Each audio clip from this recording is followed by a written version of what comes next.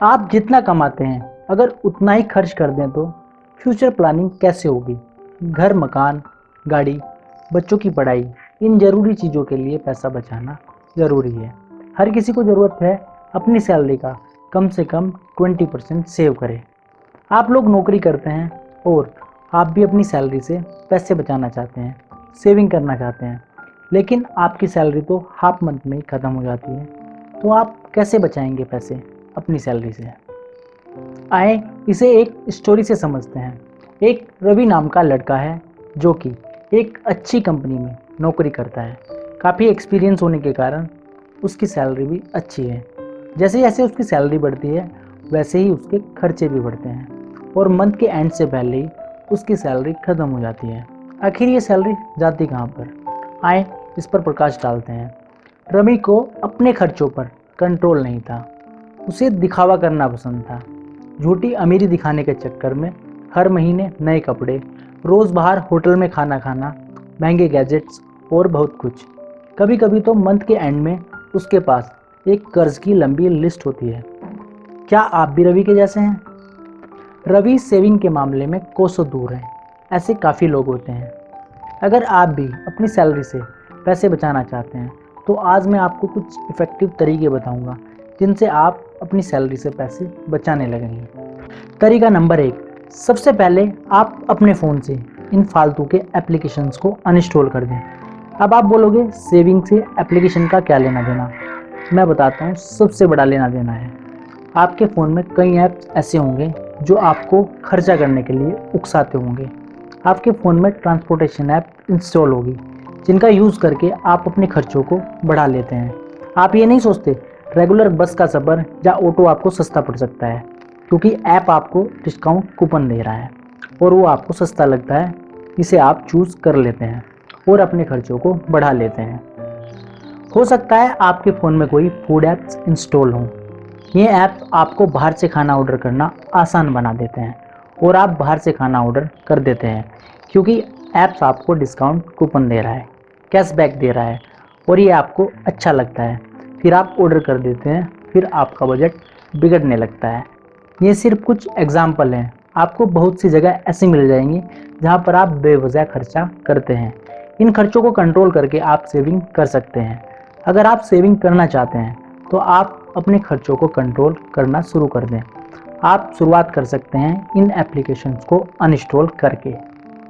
तरीका नंबर 2, अगर आपको लगता है आप कहीं और भी एक्स्ट्रा खर्चा करते हैं तो आप उन खर्चों को कंट्रोल करके पैसे सेव कर सकते हैं। सबसे ज़रूरी है आप अपने लाइफ स्टाइल को दूसरों से कंपेयर ना करें। कोई कार में ऑफिस आ रहा है तो आप उसकी कॉपी ना करें।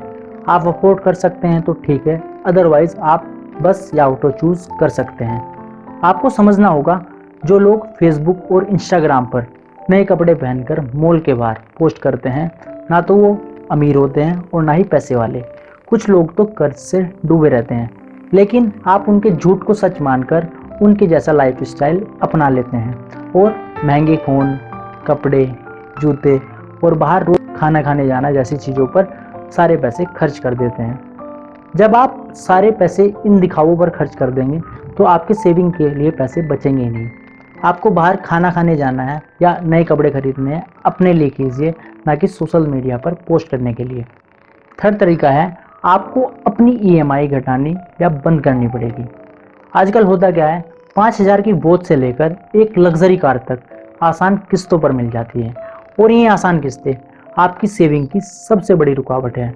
इन आसान किस्तों की वजह से आप वो सामान भी खरीद लेते हैं जिसकी आपको ज़रूरत है ही नहीं और कई बार तो आप चीज़ें बस इसलिए खरीद लेते हैं क्योंकि आपकी पुरानी ईएमआई अब ख़त्म होने वाली है।